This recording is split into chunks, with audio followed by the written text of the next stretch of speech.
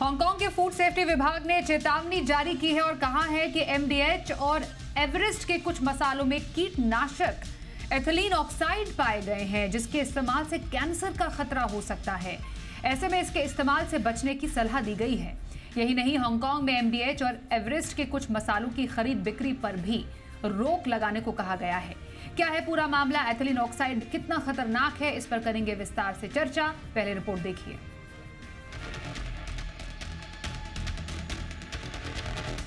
Singapore के बाद अब हांगकांग में भी एमडीएच और एवरेस्ट के कुछ मसालों पर बैन लगा दिया गया है। जानकारी के मुताबिक हांगकांग के फूड सेफ्टी विभाग ने दोनों कंपनियों के पैकेट बंद कुछ मसालों के सैंपल लिए, जिसकी जांच के बाद पता चला कि इन मसालों में कीटनाशक एथिलीन ऑक्साइड है, जिसके रेगुलर इस्तेमाल से कैंसर होने का खतरा है। हांगकांग के फूड सेफ्टी विभाग के मुताबिक एमडीएच के Madras curry powder, sambar masala mixed powder और करी पाउडर मिक्स्ड मसाला में कीटनाशक मिले हैं, जबकि एवरेस्ट के फिश करी मसाला में भी कीटनाशक पाया गया है। सिंगापुर की फूड एजेंसी का कहना है कि एथिलीन ऑक्साइड की कम मात्रा से जोखिम का खतरा तुरंत नहीं होता है, लेकिन लंबे समय तक इसका इस्तेमाल करने से स्वास्थ्य को खतरा हो सकता है। पूरे मामले में एवरेस्ट कंपनी का भी बयान सामने आया है। कंपनी का कहना है कि उनके सभी प्रोडक्ट कड़ी जांच के बाद ही तैयार किए जाते हैं, इसके बाद एक्सपोर्ट किए जाते हैं। कंपनी साफ सफाई और फूड सेफ्टी स्टैंडर्ड का कड़ाई से पालन करती है। कंपनी ने ये भी कहा कि उनके सभी प्रोडक्ट्स पर इंडियन स्पाइस बोर्ड और फसाई समेत सभी एजेंसियों की मुहर है। एथिलीन ऑक्साइड क्या है, इसे भी समझ लीजिए। दरअसल एथिलीन ऑक्साइड एक रंगहीन और ज्वलनशील गैस है। इसका इस्तेमाल आमतौर पर कृषि, हेल्थ केयर और फूड प्रोसेसिंग इंडस्ट्री में कीटनाशक स्टर्लेंट का फ्यूमिगेंट बनाने में होता है। मसालों और अन्य सूखे खाद्य पदार्थों में माइक्रोबियल प्रदूषण खत्म करने और कीड़ों को काबू करने के लिए एथिलीन ऑक्साइड का इस्तेमाल किया जाता है। बैक्टीरिया, फफूंद और कीड़ों से खाद्य पदार्थों को सुरक्षित रखने के लिए भी एथिलीन ऑक्साइड का इस्तेमाल होता है। हालांकि इसे कई स्वास्थ्य संगठनों ने कार्सिनोजिन के वर्ग में रखा है। कार्सिनोजिन कैंसर का खतरा पैदा कर सकते हैं। एथिलीन ऑक्साइड के खतरे को देखते हुए कई देशों के खाद्य नियामकों ने खाद्य पदार्थों में इनके इस्तेमाल को लेकर कड़े नियम बनाए हैं। सेंटर फॉर फूड सेफ्टी के मुताबिक हांगकांग में खाद्य पदार्थों में एथिलीन ऑक्साइड जैसे कीटनाशक का इस्तेमाल करने वालों पर अधिकतम $50,000 का जुर्माना हो सकता है। वहीं अपराध साबित होने पर जुर्माने के साथ 6 महीने जेल की सजा भी हो सकती है। कुल मिलाकर कहे तो देश की जानी मानी कंपनी पर ऐसे गंभीर आरोप कई सवाल उठाते हैं। अब देखना होगा इसे लेकर भारत सरकार क्या कदम उठाती है, क्योंकि ये मामला स्वास्थ्य से जुड़ा है। ब्यूरो रिपोर्ट, जी मीडिया। और इस खबर पर ज्यादा जानकारी के लिए हमारे साथ जी मीडिया संवाददाता अमरीश पांडे हैं, जिन्होंने ये खबर हम तक पहुंचाई है। अमरीश, जिन मसालों की बात हो रही है वो तो हर किसी के घर के खाने का स्वाद बढ़ाते हैं, और ये अब इस खबर के बाद भारत में खास तौर पर कई लोग शायद परेशान हो गए होंगे और सोचने पर मजबूर हो गए होंगे कि आखिरकार क्या ये सेफ है। हालांकि फिलहाल तो हांगकांग में ये खबर सामने आई है, सिंगापुर ने भी शायद बैन लगाने की बात कही है। क्या अपडेट है? भारत में कुछ ऐसा मैकेनिज्म या चेक होगा इसको लेकर? कि जब भी बात खाद्य पदार्थों की आती है तो किसी भी देश में बैन लगता हो, अगर वो भारत से निर्मित पदार्थ है तो भारत की जो एजेंसियां हैं उस बात को लेकर सक्रिय होती हैं। हमने पिछले दिनों बॉर्नवीटा को लेकर देखा, हमने पिछले दिनों बेबी फूड्स को लेकर देखा। फूड रेगुलेटर लगातार सक्रिय है, और ये मसालों की जब खबर आई थी तब हमने संपर्क किया था फूड रेगुलेटर से, और उनका साफ तौर पे कहना है कि क्योंकि भारत में जो प्रोडक्ट बनते हैं उनकी हमारी पूरी गारंटी होती है, हम उनकी छानबीन पूरी लगातार करते रहते हैं, वो हमसे सर्टिफाइड होते हैं, और जो मिनिमम रेजिडुअल लेवल है किसी भी कीटनाशक का या फिर किसी और चीज का, वो लगातार मेंटेन किया जाता है, मॉनिटर किया जाता है। अब भारत के बाहर इस तरह का मामला आया है, उनके रेगुलेटर, उनके नियम, उनके यहाँ जो मेजरमेंट के तकनीक है, उनके जो जांच के तरीके हैं वो थोड़े अलग होते हैं, और उनकी जो फूड हैबिट्स है वो अलग होती हैं।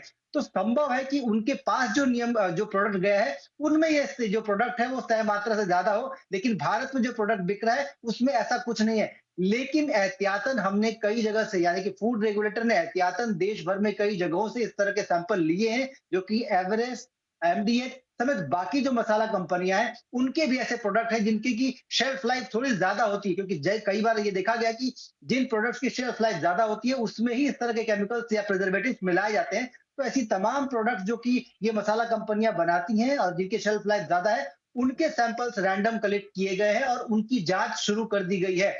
जो फूड रेगुलेटर है देश का, उसका साफ कहना है कि अभी तक भारत में ऐसा कोई भी सैंपल, उसमें कोई गड़बड़ी नहीं मिली है, लेकिन एहतियातन इन सब की जांच की जा रही है और अगले 15 दिनों में जितने भी सैंपल कलेक्ट किए गए हैं उनकी जांच कंप्लीट कर दी जाएगी।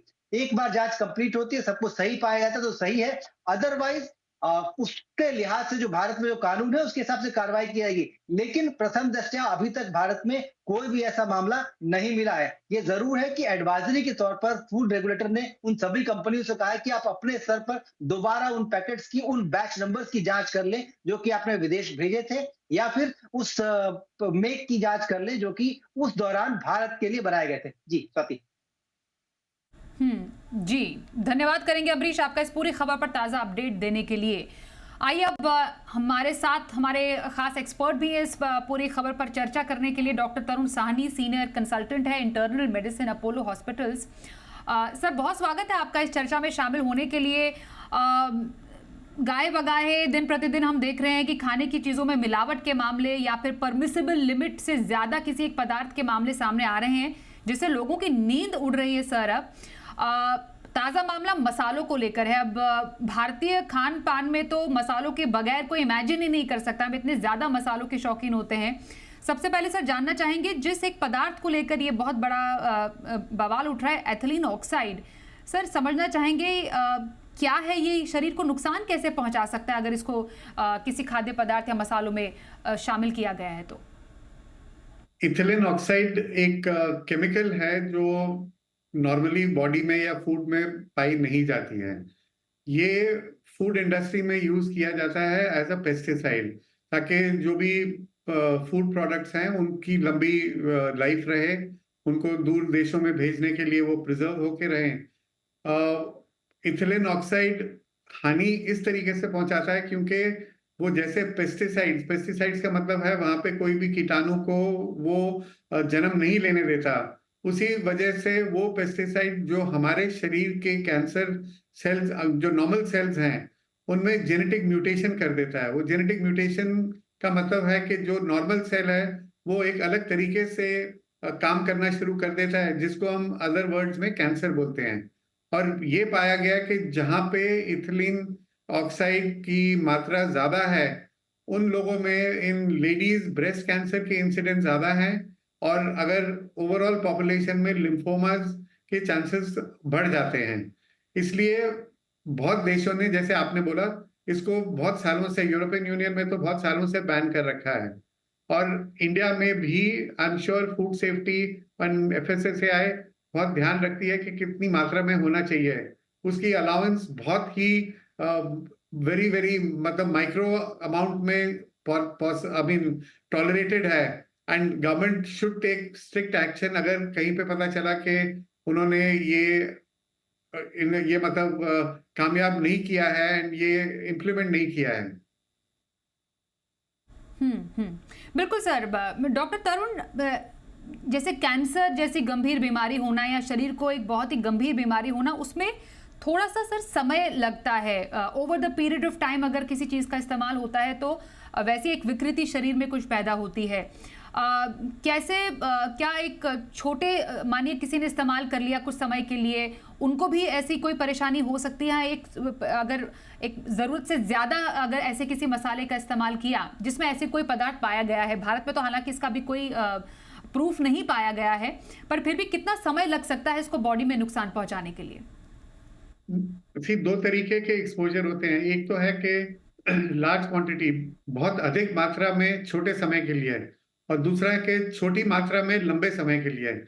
ये सारी चीजें छोटी मात्रा में लंबे समय, 6 महीने, साल, नॉट 6 महीने, साल मतलब सालों साल भी इस्तेमाल आदमी कर रहा हो तो शायद पता चलेगा। और जब वो कैंसर पता चलेगा उस टाइम ये भी नहीं हम समझ पाएंगे कि ये इथिलीन ऑक्साइड की वजह से था।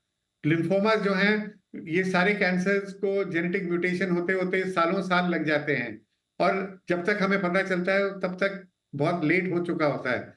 इसलिए प्रिकॉशन लेना बहुत जरूरी है। और मसाले ऐसी चीज हैं जो हम रोज यूज करते हैं। अब आज हमने यूज किया, अगर हम अपने माँ बाप या मतलब दादी मामा से भी पूछेंगे, वो सालों साल से वही मसाला यूज कर रहे हैं, 10 साल, 20 साल, 25 साल। अब हम जाके समझ रहे हैं कि शरीर में केवल 2 चीजें हैं जो अंदर आती हैं। एक हम सांस जो अंदर लेते हैं और दूसरा खाना जो हम खाते हैं। ये दोनों चीजें अगर प्योर हैं, अगर साफ हैं, तो हमारे शरीर में कोई बीमारी और कोई कैंसर होने के सवाल ही नहीं उठता। तो इसलिए pure food, pure air is our basic right and हमें कोशिश होनी चाहिए कि वो हमें मिले। सर, असल में दिक्कत ही यही है कि जिस सामान को अभी हम समझ रहे हैं, जब किसी सामान का या प्रोडक्ट का इस्तेमाल करते हैं, यही सोच समझ के करते हैं कि जो इसमें सामान प्रोडक्ट यूज़ किया गया होगा वो सही होगा, लेकिन जब तक मालूम चलता है कि इसमें कुछ गड़बड़ थी तब तक शायद सेहत को नुकसान पहुंच गया हो जाता है। आपने सर बहुत अच्छी बात कही कि हमारे जो दादी नानी जो जिस तरीके से ट्रेडिशनली खाने और मसालों का इस्तेमाल करते थे वही शरीर के लिए सही होता था। तो क्या कुछ खान पान में कुछ बदलाव किया जा सकता है जिससे ज़्यादा से ज़्यादा मसालों का प्रयोग ना हो? और वैसे भी किसी भी तरीके का ज़्यादा मसाला शरीर को कैसा नुकसान पहुंचा सकता है सर? और क्या कुछ खाने पीने में कुछ ऐसा बदलाव किया जा सकता है जिससे कि इतने ज़्यादा मसालों की ज़रूरत ही ना पड़े? आई थिंक इंडियन खाने की खासियत ही मसाले है। अगर उसमें से वो आप मसाला निकाल दोगे तो पूरा आई थिंक इंडियन फूड का टेस्ट ही चला जाएगा। और जो पूरे दुनिया में हम मशहूर हैं इंडियन स्पाइसेस और इंडियन, ओनली रिक्वेस्ट यही रहेगी कि जो भी कंपनीज ये काम कर रही हैं वो जहाँ पे भी ये स्पाइसेस बन रहे हैं वहां पे कम से कम पेस्टिसाइड यूज करें। और अगर पेस्टिसाइड ना ही यूज करें, जो आजकल ऑर्गेनिक फूड की एक भाषा हम लोग सुन रहे हैं कि ये ऑर्गेनिक फूड है, इसमें ऑर्गेनिक फर्टिलाइजर्स, ऑर्गेनिक केमिकल्स ही यूज हुए हैं, आई थिंक उस तरफ हमें जाने की जरूरत है। दूसरा, जो कंपनीज इन स्पाइसेस को बना रही हैं और दे रही हैं, जो इंडिया को खाने को दुनिया भर में मशहूर कर रहा है, उनके ऊपर ये जिम्मेदारी और बढ़ जाती है कि वो पूरे दुनिया के ही नहीं, अपने देश के भी जो वासी हैं उनकी सेहत की जिम्मेदारी लें और उसमें पेस्टिसाइड्स और जो भी इंसेक्टिसाइड्स हैं वो कम से कम मात्रा में रखें। और अगर यूज भी किया है तो उसको कोई तरीका करें कि जब खाने से पहले उसको हम साफ कर सकें और उसको हम नष्ट कर सकें। आई थिंक ये जिम्मेदारी इन कंपनीज पे है जो इतने स्वादिष्ट स्पाइसेस बनाते हैं। बिल्कुल बिल्कुल सर। तो अभी फिलहाल भारत में तो ऐसे मसालों को लेकर कोई मामला सामने नहीं आया। हो सकता है कि फूड रेगुलेटर इस पर ज़रूर अब जांच बैठाए, क्योंकि मामले फिलहाल सिंगापुर और हांगकांग में तो आ चुके हैं, लेकिन फिर भी ज़रूरत है थोड़ा सोच समझकर, संभल कर जो भी आप खाद्य पदार्थ इस्तेमाल कर रहे हैं, चाहे वो खाने के मसाले ही सही, उसको थोड़ा देखकर समझकर इस्तेमाल करें। डॉक्टर तरुण साहनी, आप हमारे साथ इस चर्चा में शामिल हुए, बहुत धन्यवाद करते हैं सर आपका।